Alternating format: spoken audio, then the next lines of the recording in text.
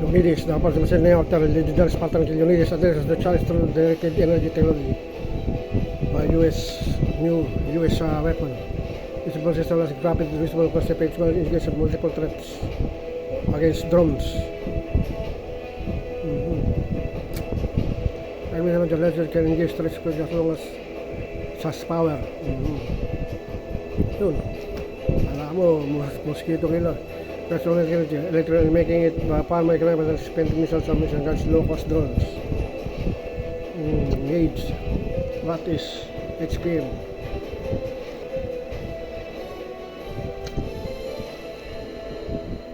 What is ang HPM? High Power Microwave. The magnetic waves between 300 MHz to 300 GHz. Baka maltaas na yun. 300 GHz. Yun. Ang delivery interest basta na that just currents in throat shields used to disable or destroy electronic devices. The measure can disrupt or permanently damage sensitive components, rendering devices like drones inoperable.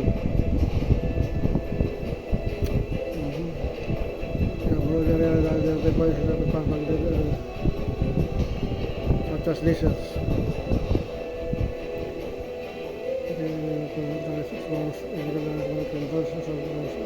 Deployed simultaneously. Wide units can be a game changer on the battlefield. That generate and amplify microwave signals. Ayun. Microwave signals.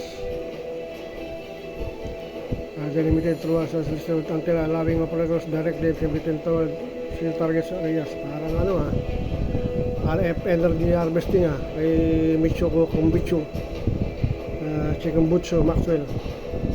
Pero ito lang pang laban, weapon or use weapon naman. Rapid engagement of threats at high speed.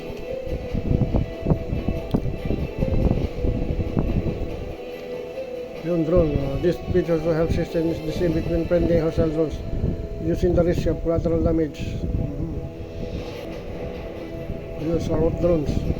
Do not fix mobile units of the system and can be used to protect critical structures or support troops in the field.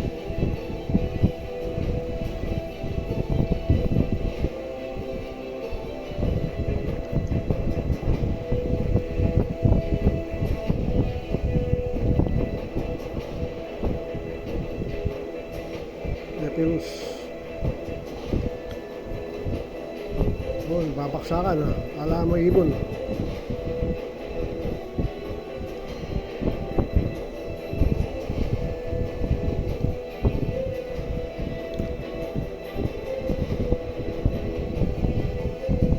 Ngayon ay 30 March 2025 Sunday, nanonood na YouTube.